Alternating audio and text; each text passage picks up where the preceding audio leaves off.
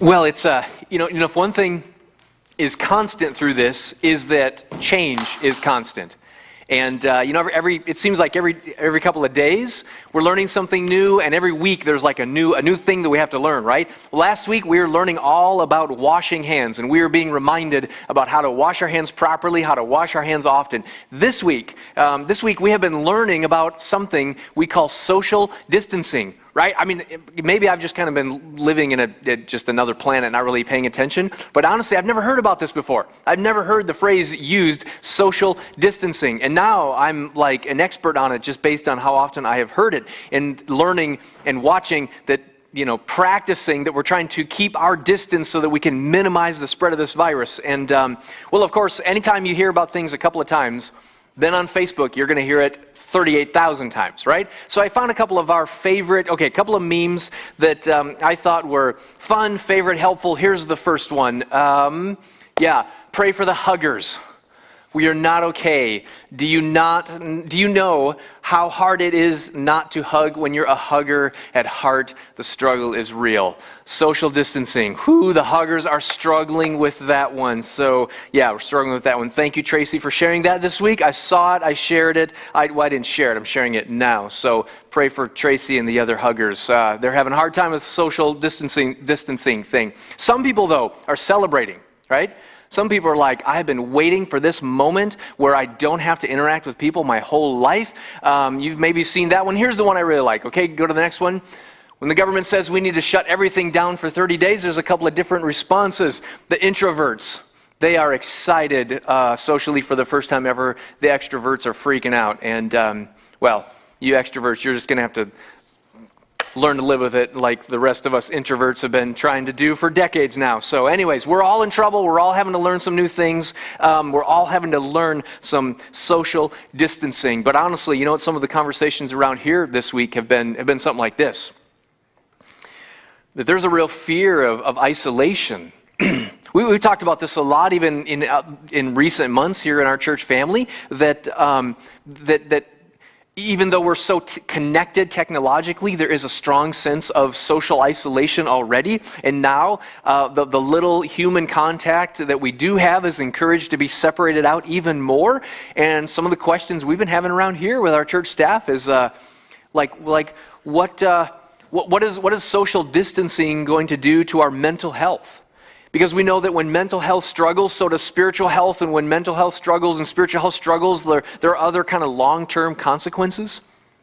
The other night, we had our board meeting, and we were trying to figure out what's the best way that we can respond. And some of what I'm going to share with you today comes from hearing the heart of our leaders and our church board members who want the best for all of us. But someone described it like this, and it's just this kind of mental picture that I've been thinking of for a couple of days has just really helped it, that it feels as if there is a dark cloud hovering and that we're looking for light.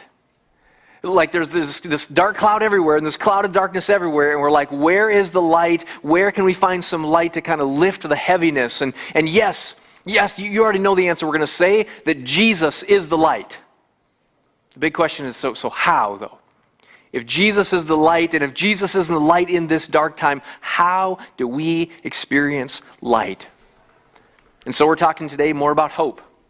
Because I believe kind of big picture, that is the big picture question, right? Because hope is always future focused. Like when the present is hard, and when the present is crisis, and when the present is bad news, hope looks into the future, and hope into the future says there is a future, and the future is good. We talked about that last week, Jeremiah 29:11. And when the present is hard, we can look to the future and know that the future is good. Hope is future focused. Hope sees light in the middle of darkness. There might be a cloud of darkness right now straight over in the present, but I can see a time in the future that is not filled with darkness, and we say, God, would you bring us into that future? Bring us into the hope that you have. This year, in my own personal devotion time, as we call it around here, about time of staying spiritually hydrated, this year, my daughter and I, we are reading a Bible plan together in which we are reading through the Bible in a year. And, there's lots of different translations of the Bible. When I preach and teach, I preach from the most common, the New International Version. But the New Living Translation is one of my other favorites. That's the language and the translation really just catches you in just the right way. And so this year, reading through the Bible, I'm reading through the New Living Translation. And, I've noticed something when the year started reading, we started at the book of Genesis. There's a couple of places where it talks about the names of God. And maybe you've studied this before, and maybe you've, especially if you're kind of like longtime church person, you may have had Bible studies or heard sermons before on the names of God. And, for me, it's never really caught my attention. It's never really kind of been a big deal. But as I'm reading through the book of Genesis, I've noticed it several times. And God said, "This is my name," and somebody named God, and I used to think, man, that's kind of weird. Like, why would you name God? God just kind of gives himself a name. But here was the situation. They didn't have the Ten Commandments. They didn't have Jesus. They didn't have this clear revelation of who God was. And so the ancestors in our faith, right, early in the book of Genesis, they had a name. It was a generic name, God. In Hebrew, it's simple, El. And everybody called God El, no matter who their God was. And the problem was, I had my God, you have your God. And gods were often like kind of geographically distributed. Like if you live here, you worship the God of this region, like regional gods, right? And the gods would be different in characteristics and personality, but everybody just called their God, God. But what we find in the Old Testament, our spiritual ancestors, as they learned more about who this God was, they would give him names based on their personal experiences with him.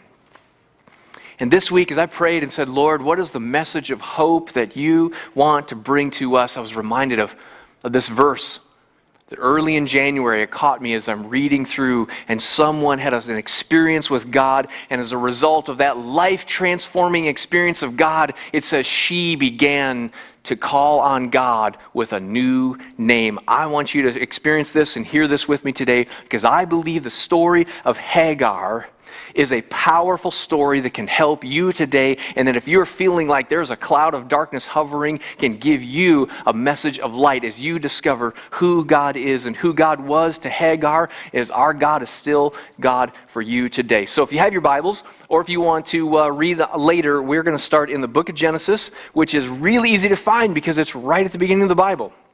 Genesis chapter 16, let me start at verse 1 and read to you part of the story, and then we're going to talk about it. Now Sarai, Abram's wife, by the way, this is Abraham and Sarah. Before God kind of changed their names to Abraham and Sarah, it was Abram and Sarai. Same people, different name. Okay, so now Sarai, Abram's wife, had borne him no children, but she had kept an Egyptian slave named Hagar. So she said to Abram, "The Lord has kept me from having children. Go sleep with my slave. Perhaps I can build a family through her." Abram agreed to what Sarai said. So after Abram had been living in Canaan 10 years, Sarai, his wife, took her Egyptian slave, Hagar, gave her to her husband to be his wife. He slept with Hagar, and she conceived. When she knew that she was pregnant, she began to despise her mistress.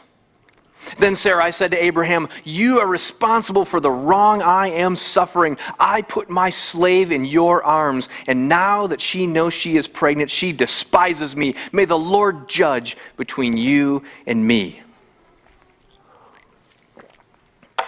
So you thought the Bible was just a bunch of like nice stories of nice people doing nice things for each other, didn't you? You're like, what? That is in the Bible? Apparently when we're on video, my voice gets a lot drier than any other Sunday. I guess I need you all here to keep the air more humid. I'm not sure. Give me a second.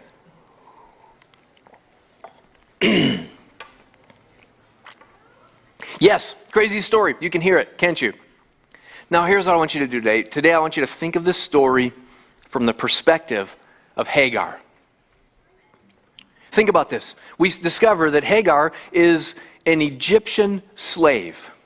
In other words, she grew up in Egypt, but something happened, and in the history of the world in which we know that slavery, it just has always existed, and it's never been good, it's never been holy, it's never been right, but it just was, and so Everybody had slaves. Abram and Sarai, they had a slave, and one of their slaves, the household slave, the household servant, her name is Hagar. She's an Egyptian, and so she's away from her family. She's away from the land she grew up in. She has been purchased, and she is living with this new family. Luckily, for the most part, Abram and Sarai, their family is good and takes care of each other. But think about it from the perspective of Hagar. She has no rights.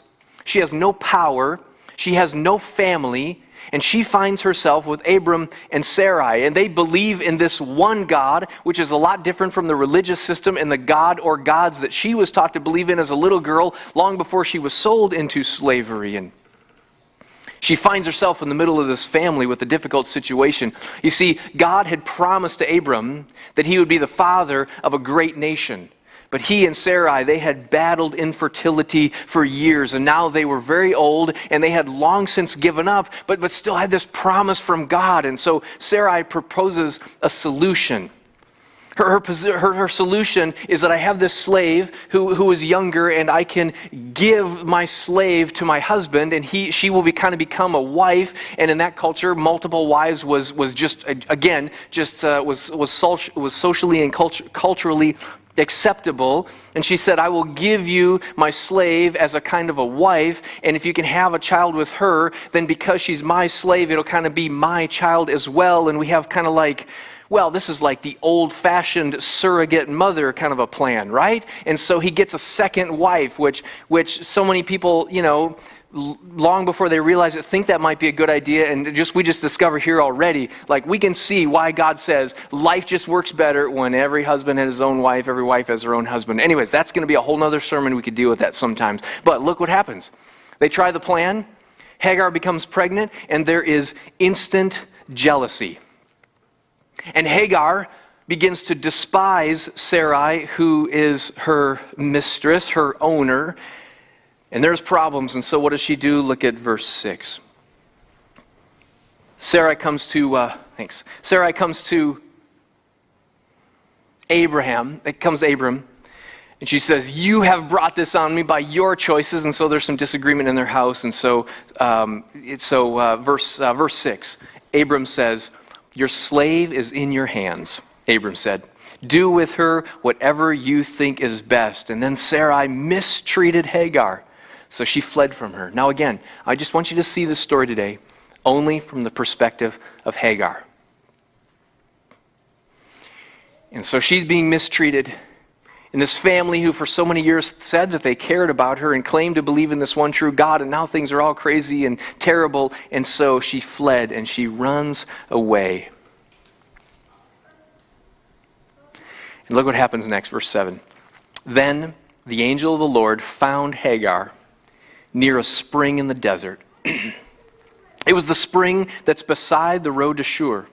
And he said, this is God speaking now, okay, the angel of the Lord, he said, Hagar, slave of Sarai, where have you come from and where are you going? I'm running away from my mistress, Sarai, she answered. Then the angel of the Lord told her, go back to your mistress and submit to her. The angel added, I will increase your descendants so much that they will be too numerous to count. The angel of the Lord also said to her, you are now pregnant, and you will give birth to a son. You shall name him Ishmael, for the Lord has heard your misery.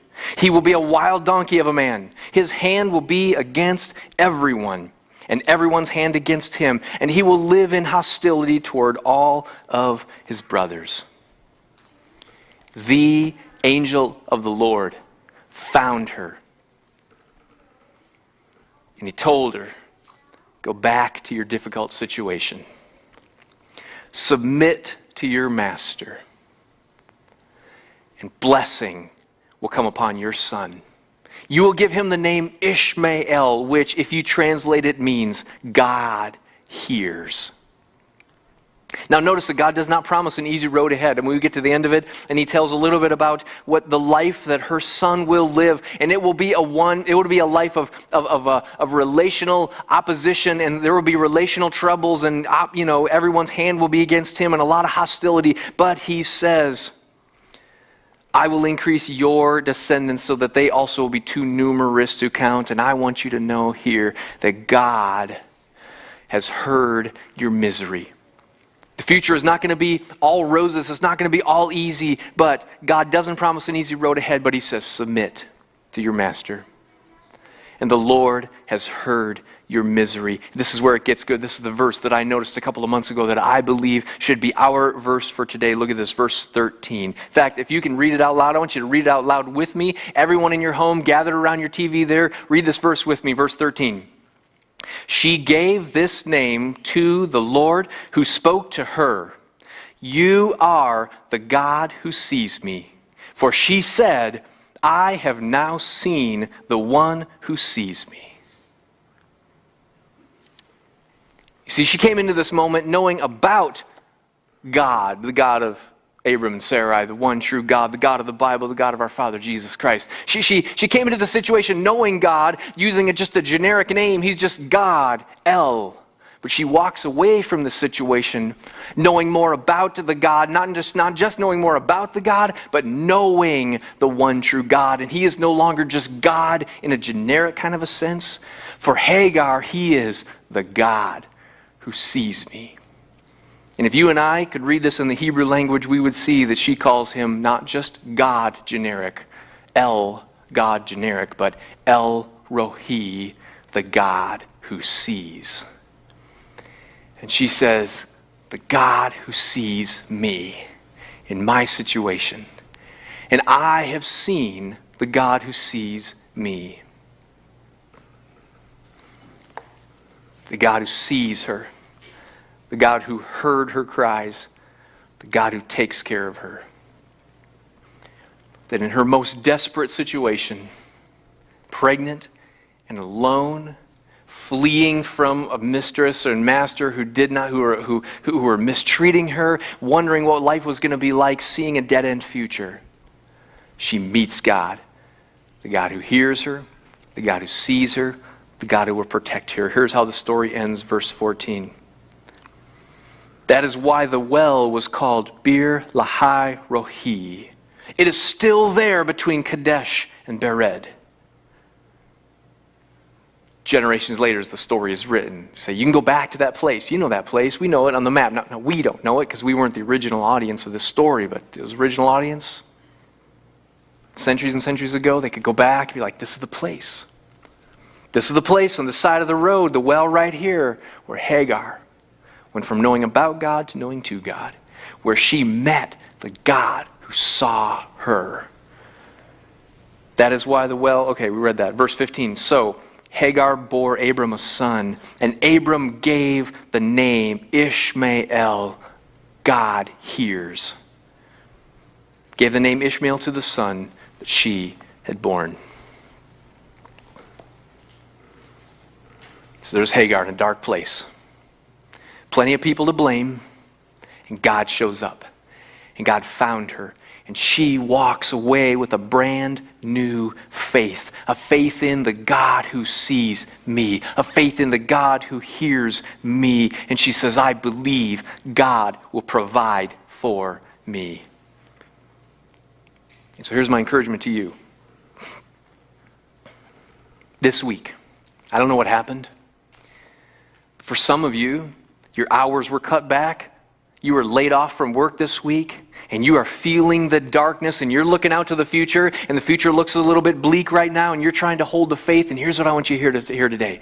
You can put yourself in the place of Hagar beside the well, having run away with an uncertain future, saying, is there hope for me? And I want you to hear today, the God who saw and heard Hagar is the God who sees and hears you today.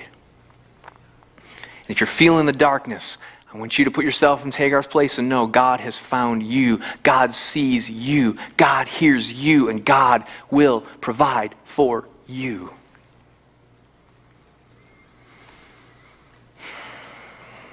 Or maybe you are struggling to concentrate on anything today because you're afraid that you might lose the business you have worked so hard to build.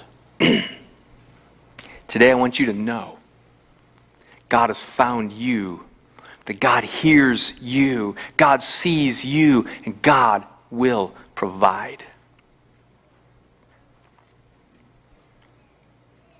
Maybe today you are well aware, not just today, that you have been well aware because you've read through the list of high risk factors for contracting this disease, and you've read through the list and you realize that you're high risk and you're worried, you're wondering, will I get sick? And if I do, what will happen? Will there be a hospital bed? Will there be a ventilator available for me? And I want you to hear the message and experience what Hagar experienced today. God sees you, that God hears you, and God will provide for you. Maybe you're just at home and the kids are loud and crazy and improvised homeschooling is not going nearly as well as you thought it might go, and you're feeling pretty overwhelmed as you're scrolling through a news feed and you're just wondering what the future is going to look like, and you're feeling the weight of that dark cloud.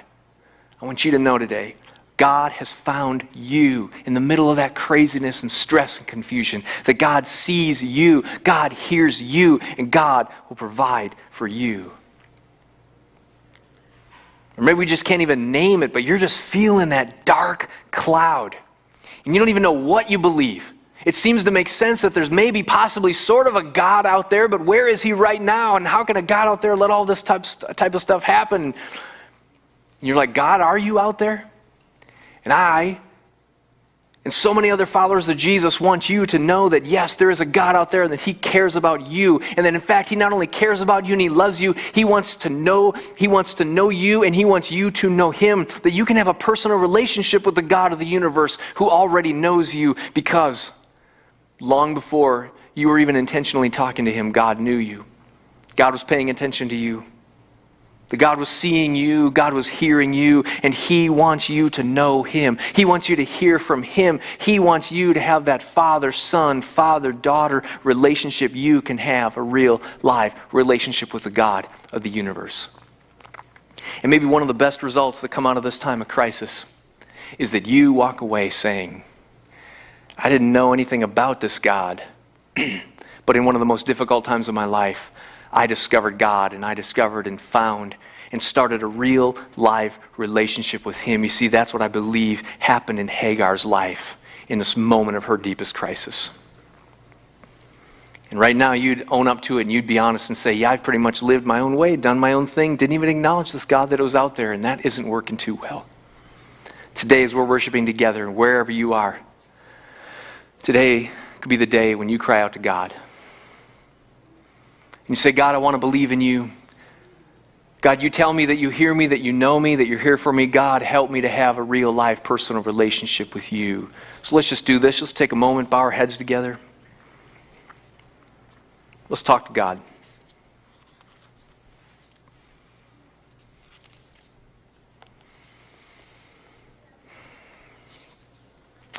If you're sensing that God's working in your heart and you're looking for light in the middle of darkness, I'm going to invite you to call out to God today, even if it's for the first time ever.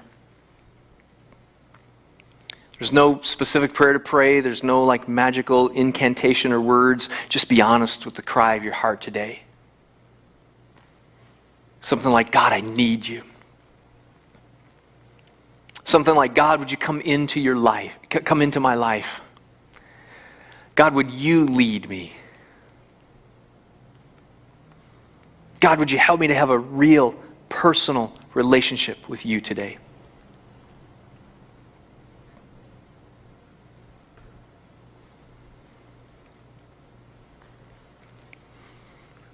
God, I pray for every person seeking you, maybe for the first time today. God, would you do a great work in their heart? God, would you come into their life? Would you forgive them of their sins?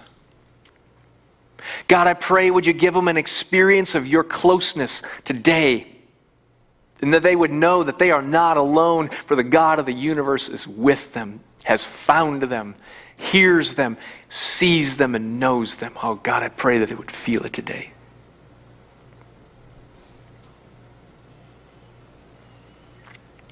God, I pray, would you take the lead in our lives? You lead, we'll follow. If you're praying today, maybe for the first time ever, I want you to pray that part especially, but only if you mean it. God, you lead, I'll follow. Oh God, we just pray together and we celebrate with every person who's turning their hearts and lives over to you, asking you to lead their lives for the first time ever. God, we celebrate today along with you and the angels in heaven, and we just look forward to the great things you're going to do in these people's lives as they turn their lives over to you. Jesus, we pray in your name today. Amen. Hey, if that's you, and you said, yeah, I'm Hagar and I'm feeling it, I'm sensing it today, and today I'm inviting Jesus into my life, we want to help you with that. We want to do everything we can do to help you take the next steps. You see, this is the beginning of a relationship with the God of the universe, and we want you to grow into that and help learn to live every day in a relationship with Jesus. If that's you, you just prayed a significant prayer to turn your life over to Jesus, we have a resource for you. Here's how you can get it. It's a really simple online course in which you can learn more about what it means to have a relationship with the God of the universe. Let's go ahead and put that up on the screen. Here's how you get it. Just grab your phone right now, send a quick text message to the number on the screen, 360-818-4671. And all you have to do is text the word Jesus. We'll see that at our church text line, and we'll send to you the link, and you can start that really simple online class today, or whenever you want, whatever time is good for you, and in which you'll discover and learn more about what it means to have a real, live, personal relationship with Jesus.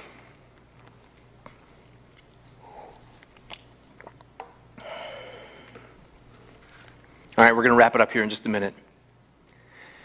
We take great comfort from this story, and we should. But there are also some lessons to be learned. You see, what we discover is that having a relationship with Jesus is more than just a one-time experience with God that we can look back to that changed our lives. But that is something that we live every day, right? And that there are some basic lessons we learn in those experiences that God will take care of me. But here's what we discover happens. It is really easy for Hagar and us and everybody to have a meaningful, powerful, life-changing experience with God. But then just a day later, a couple of weeks later, a couple of years later, with the stress and busyness of life, when everything else kind of gets back to normal, it's easy for us to become busy and distracted, isn't it? And in fact, what we find in Hagar's story is that 14 years later, her son Ishmael is born and he grows up, and Ishmael's in middle school and he's still his father's only son. But then an angel shows up to Abram and he says, yeah, but your heir will not be Ishmael. Your heir will be a miracle baby with your first wife, Sarah. Even though Abram is now 99 years old, even though Sarah is 90 years old, they have that miracle baby. His name is Isaac. When Isaac comes along, he is his father's new pride and joy. He is the heir. He is the miracle baby. And Ishmael gets a little bit jealous, as you can understand that is natural to happen.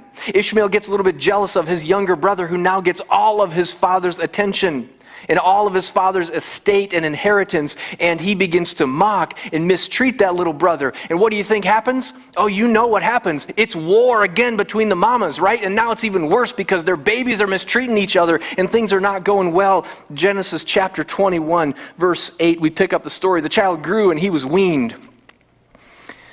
Isaac.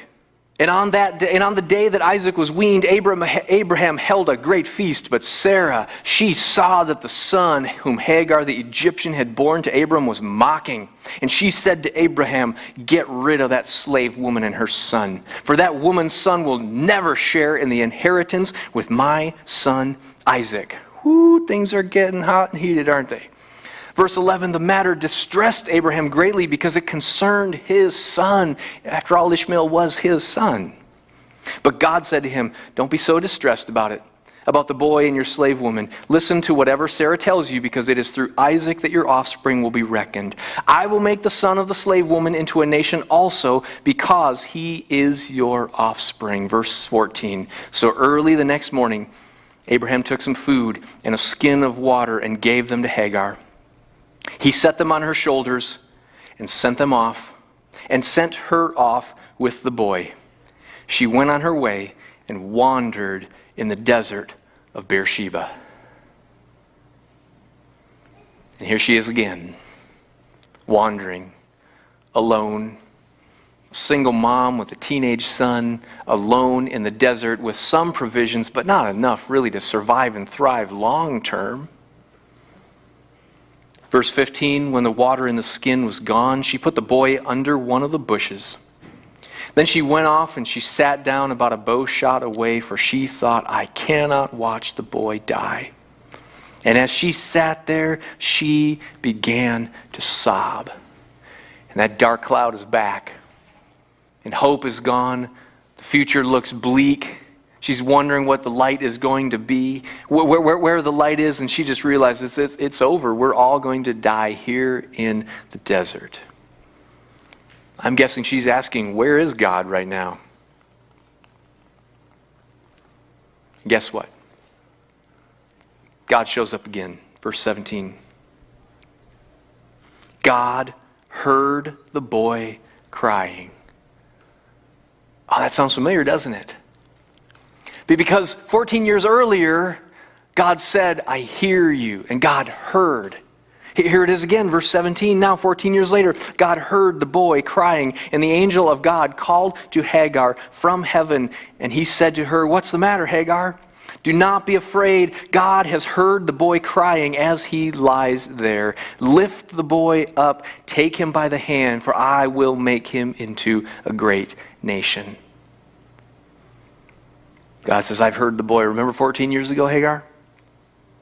The God who hears, the God who sees, the God who provides. I see the boy under the bush. I hear his cries. I hear your cries. I will provide. And he gives her hope again. He says, Hagar, look out into the future. I'm going to make him into a great nation. The future's good. The rest of the story, verse 19, then God opened her eyes and she saw a well of water. So she went, filled the skin with water, and gave the boy a drink. God provides. God was with the boy as he grew up. He lived in the desert and he became an archer. While he was living in the desert of Paran, his mother got a wife for him from Egypt. Think about this. Hagar has an experience with God where she learns and discovers firsthand God sees, God hears, and provides. But 14 years later, she needed to be reminded of that experience again. But who is God for Hagar? He is the God who sees. He is the God who hears. He is the God who provides. And maybe for you, it was 14 years ago for you where you had an experience with God and you discovered that God saw and God heard and God provided for you.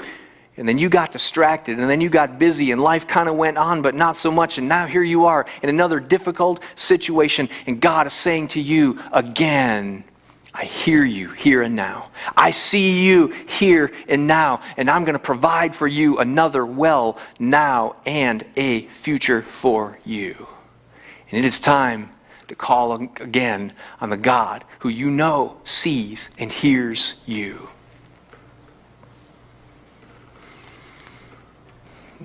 Here's where I want to leave us today. What will it take for us not to forget? What will it take for us to be truly changed? To say, I believe that God sees me and God hears me and provides, but I wonder sometimes if that's just a belief in our head, if it's more like something we check off on a box and say, yes, I believe that God sees me. Yes, I believe that God hears me. Yes, I believe that God will provide me. But if we're honest, it's just kind of something we believe in our head and not something we truly believe in our heart that finds its way into our lives every day and how we live our lives. What's it going to take for us to get beyond solo, momentary experiences with God to become a way of life? And here's what I want to suggest to you today. Some of the old timers, especially those in the Pentecostal tradition, they had a phrase they called praying through. In other words, when you're in a difficult situation and you pray, you don't just pray a quick prayer based on something you believe in your head, but you pray, and you pray as long as it takes, and you pray with as much emotion and intensity as it takes, and you pray until you have broken through. You pray until you know that you have been heard. We believe that we have been heard, we believe that God sees us, but sometimes we don't really kind of feel it enough. And what would it be like not just to pray believing, but to pray believing and to keep praying and to keep praying and to keep praying and to keep praying with desperation until we know that we have broken through, until we know that we have been heard, until we hear and sense God's voice saying back to us, I see you, I hear you, I will provide. See, maybe it's time for some of us to pray with a little bit of additional desperation. Maybe this is for you this week. Let me just give you like 2 practical ways that maybe you need to start praying this week. To stop just kind of praying quick and easy prayers in your head, but to pray desperate prayers from your heart. First of all, try praying out loud. So we know that God hears us when we pray kind of silently and pray in our minds and pray silently, but things change when you pray out loud. And I know maybe you've never prayed out loud, and so maybe using social distancing, you've got an opportunity to go out into the woods or go out on a trail all by yourself, or maybe you just go, well, I was going to say go into the beach, but all the beaches are closed. You can't do that. It's breaking the law.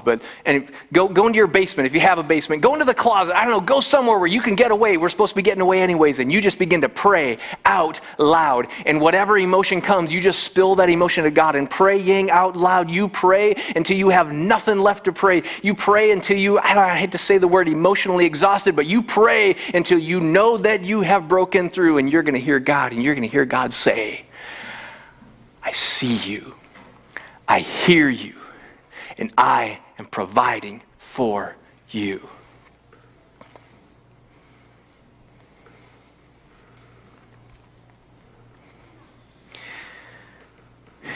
And then you go live it. Second suggestion. Maybe this week you take your phone and you just choose some times when you're going to put the phone down. Refuse to scroll through the news feed. Refuse to fill your mind with all the bad news, questions, more dark clouds. Maybe you put it down for a couple hours at a time, and in that time you seek the Lord. You gather up your family. You take your spouse's hand, take a risk, and maybe you've never prayed out loud together. For the first time, the two of you will pray and you seek God together. Here's what I believe will happen. You put the phone and the bad news down, and you call out to the God of hope, and you pray until you've prayed through, and you are going to discover you are not alone. That God Almighty hears you. You are not alone because God Almighty sees you. You are not alone because God Almighty will provide for you. And we can have hope in uncertain times because we know that we're not alone. God sees us. God hears us. God will provide. Let's begin to seek Him even now. God,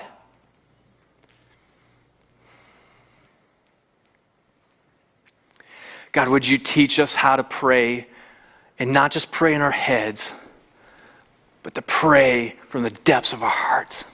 God, would you teach us how to pray until we've prayed through, until we've broken through. And God, I pray that you would remind us. Would you send us your angels to speak to us this week, that we would hear it with our ears, our heart, our mind, and every part of our being, that you know us, that you hear us, that you see us.